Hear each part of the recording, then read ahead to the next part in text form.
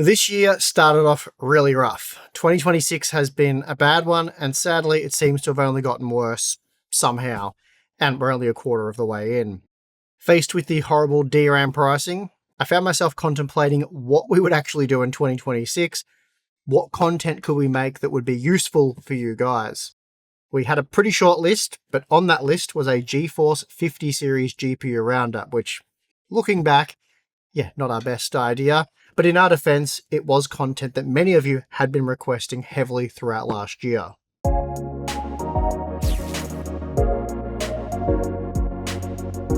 Back in mid-2025, I put together a Radeon RX 9070 XT roundup covering basically every model. There was 14 cards tested, and then later we updated it to 16. But after that content was published, a lot of you requested a 5070 Ti version. But given how late we were in the product cycle and the fact that the 5070 Ti Super Refresh was rumoured to be arriving later that year, I decided it was just best to wait. Of course, the Super Refresh never happened, and after CES it seemed pretty clear that we were stuck with the RTX 5070 Ti for the remainder of 2026. That being the case, I thought it was time to change plans and get busy testing 5070 Ti's. But before we do, today's video is sponsored by the AOC Q27G40ZDF, a highly affordable, high-quality QD-OLED gaming monitor. It's got a 27-inch panel, 1440p resolution, and 240Hz refresh rate, along with all the latest features like full G-Sync compatible support, lightning-fast response times, and a picture-in-picture mode. With the beautiful QD-OLED panel in the Q27G40ZDF, you're getting a brilliant true HDR experience, including deep blacks, per pixel control, and high peak brightness. AOC are offering all of this for a super low price of below $600 Aussie, making this a great option for your first OLED gaming monitor. To learn more, check the links in the description below. Okay, so as I said, my plan was to round up as many RTX 5070 Ti models as I could, and this is when the drama all began. After reaching out to many of my contacts for RTX 5070 Ti samples, I was surprised by the lack of response. No one seemed interested, and this really is highly unusual. Normally, if we offer to cover products, companies jump at the opportunity. After all, it is free exposure for them, and while not guaranteed to be positive exposure, most marketing people do believe their product is the best, so they go into this sort of stuff very confident. Anyway, to my surprise, I was faced with either a hard, "No thank you, we're not promoting the 5070 Ti right now," or just more vague responses like, "We don't really have any samples or anything available right now, but if anything does come up in the next few weeks, we'll let you know." Then one of the last companies to reply to my emails was ASUS, and they just came out and flat out told me, due to supply issues, they're placing their entire RTX 5070 Ti range in end-of-life status, and therefore they won't have any review samples. After confirming this information with ASUS, we released a video, and I assume at this point many of you have seen that video. Also, as you might have expected, NVIDIA were extremely unhappy with our video, as we're exposing the fact that the brand's neglecting GeForce buyers, so not a great look. They also forced ASUS to walk back their statements to us, clarifying that the ASUS RTX 5070 Ti range is not end-of-life, just some models are, though 2 months later it's still unclear which models they were talking about. Now, immediately after all of this took place, I started getting emails from the likes of ASUS, MSI, and Gigabyte asking which RTX 5070 Ti samples I was interested in, and of course I told them all models, the more the merrier. So, despite that, we have 9 cards in total, some of which I already had. So, not a lot of cards. I had planned on testing about 2 dozen, but, it is what it is. I also didn't expect the best price models to be 30% over MSRP, with most of them more like 40% or more. That being the case, I strongly do not recommend anyone buys an RTX 5070 Ti for $1,000 US or more. $750 US for a 16GB graphics card back in 2025, that seemed a bit rough. So paying $1,000 US now just doesn't make sense. Anyway, we have some cards, so I might as well test them. And it's April 1st, so what better joke than reviewing 9 massively overpriced GeForce 50 series GPUs. So with that, let's quickly take a look at each model, and then we'll get to the testing data.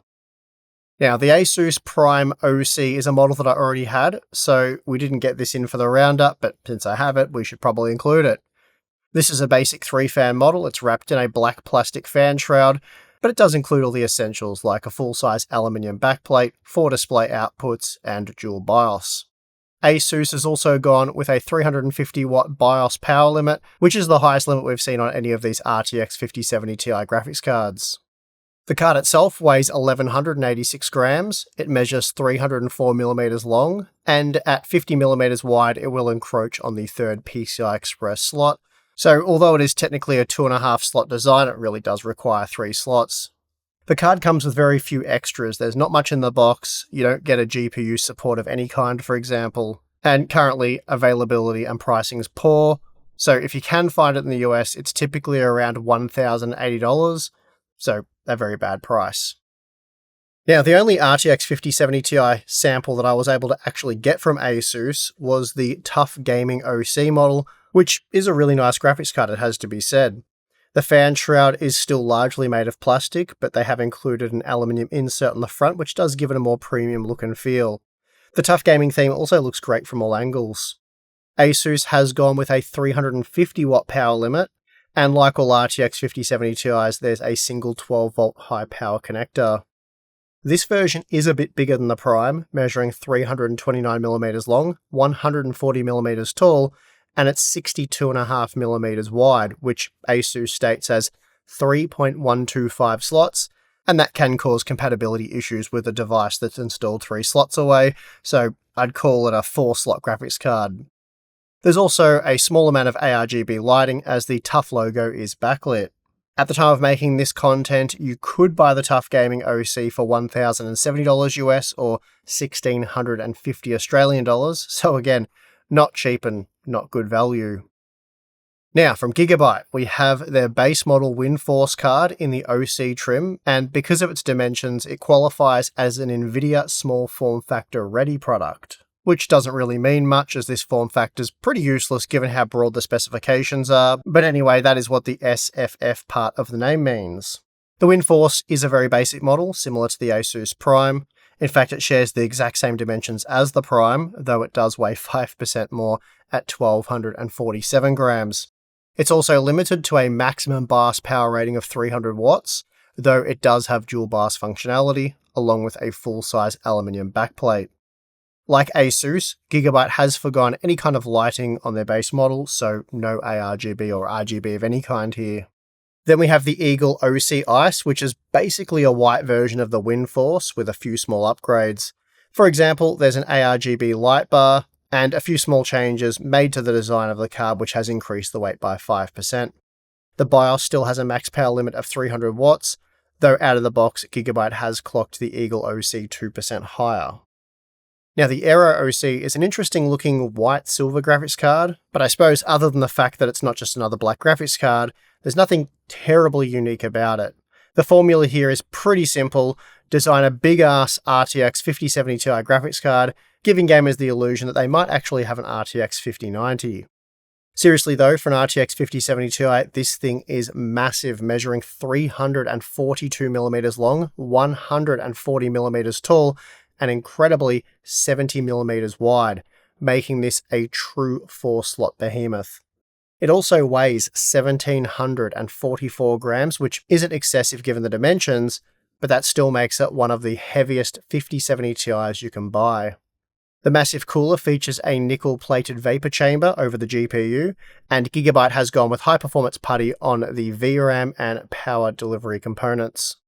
So given all of this, I expect the cooling performance to be excellent. Oh, and I should also note you're getting dual BIOS support with a 350-watt power limit, full-size aluminium backplate, and a small ARGB backlit Aero logo. Finally, from Gigabyte, we have the Gaming OC, which is a less interesting version of the Aero OC, but truth be told, it's basically the same product, it's just a black version. The backlit Aero label featured on the Aero version is now a small light bar on the Gaming OC, which can also be used to light up the Gigabyte logo featured on a plastic slider, so I guess that's kind of neat. Anyway, in terms of features and design, the Aero OC and Gaming OC are very similar. It just comes down to which colour scheme you prefer, though I have to say the white model does look a bit more premium. Moving on to the MSI models, we'll start with the Inspire 3X OC, which is by far the smallest RTX 5070 Ti we've come across. Ignoring the bronze or gold aesthetic, whatever you want to call it, it's also one of the cleanest/best looking RTX 5070 Ti's. Although the fan shroud has been constructed from plastic, it's wrapped in a thick aluminium sheet, while the aluminium backplate wraps around both sides of the card. It all looks very premium. In total, it measures just 288mm long, 112mm tall, and 50mm wide, which, as I've said, makes it the smallest 5070 Ti that we've come across. Despite all of that, though, it does pack a trio of fans, but does only weigh 896 grams, so it will be interesting to see how this one performs in terms of thermals. Features-wise, it's also very bare bones. There's no dual BIOS support, there's no RGB lighting, and the BIOS power limit has been capped at 300 watts, which is the lowest we've seen. One of the more interesting RTX 5070 Ti graphics cards in our roundup is the Ventus 3X PZ OC. This model is white, but the key feature on offer here is the cable-free design, which it's not exactly cable-free, but it is certainly clutter-free, enabling a very clean look. MSI's also included a magnetic backplate section, and when removed it reveals an internal 12-volt high power connector. This design allows the cable to exit the card from the rear side, effectively hiding the power cable altogether. It is a very neat design that works well. That said, there is no dual BIOS feature and no RGB lighting, but even so, this is one of my favourite RTX 5070 Ti's. MSI did include a nice white power adapter, which again you won't see, but hey, at least it looks nice for when you install it. Anyway, this model measures 303mm long, 121mm tall, and 49mm wide, making it reasonably compact. Lastly, we have the MSI Gaming Trio OC, a more familiar looking face from MSI. This card does look very good, and despite being wrapped largely in plastic, it manages to look far more premium than the ASUS Prime or most of the Gigabyte models. And for a more premium version, it's not particularly heavy at 1272 grams, though it is reasonably large, measuring 338mm long and 140mm tall. That said though, it is just 50mm wide, making it quite compact in terms of width. Now this model does have a maximum power limit of 330 watts, it also has a dual BIOS, and a full-size aluminium backplate, along with ARGB lighting on the front and side. Oh, and there's a shiny dragon on the backplate for some added bling. Okay, so before we jump into the temperature results, here's a very quick look at gaming performance using Crimson Desert, and I'm not going to bother testing any other titles given all of these models perform within a few frames of each other, which is good to see. At most, we're looking at a 3% deviation in performance, which again is great news, as we did see a much larger variance between the 9070 XT models. We're also looking exclusively at OC variants here, which are clocked between 2482 and 2588 MHz out of the box, with the default spec for the RTX 5070 Ti being 2452 MHz. Now here's a look at how each card performed after an hour of playing Crimson Desert installed inside an ATX case with a room temperature of 21 degrees. These results aren't exactly apples to apples as core clock speeds and power consumption vary from one model to the next, so this is just how each card behaves out of the box using the default BIOS settings. But I've also included the core clock's power, voltage, and operating volume information. The coolest performing model was the Gigabyte Gaming OC at just 57 degrees, and it was also one of the quieter models. That said though, it and the Aero OC are physically the largest models, so it's a little unsurprising that they're delivering some of the best results. The ASUS TUF Gaming also performed well with a peak GPU temperature of 58 degrees, though it was a bit louder than the Gigabyte models, but still far from loud, and in fact I wouldn't describe any of these RTX 5070 Ti's as being loud. Gigabyte also managed to claim the worst performing model with the Windforce OC, which technically should deliver the same results as the Eagle OC, but it did consume a little bit more power, so it ran a few degrees hotter. And there'll also be some built-in variance between models due to things like the silicon quality. Anyway, at a peak of 65 degrees, it was still very cool, and just a degree warmer than the Ventus 3X PZ, and 2 degrees warmer than the Inspire.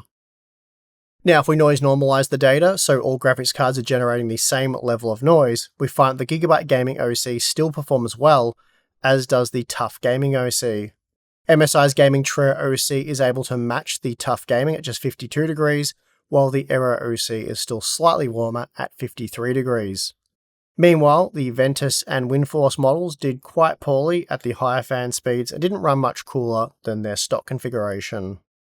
Looking at the GDDR memory temperatures, we find that most of the cards fitted with Hynix memory ran the coolest, though as we see with the Inspire, that's not always the case. Temperatures here range between 56 and 68 degrees, with the two hottest examples using Samsung memory.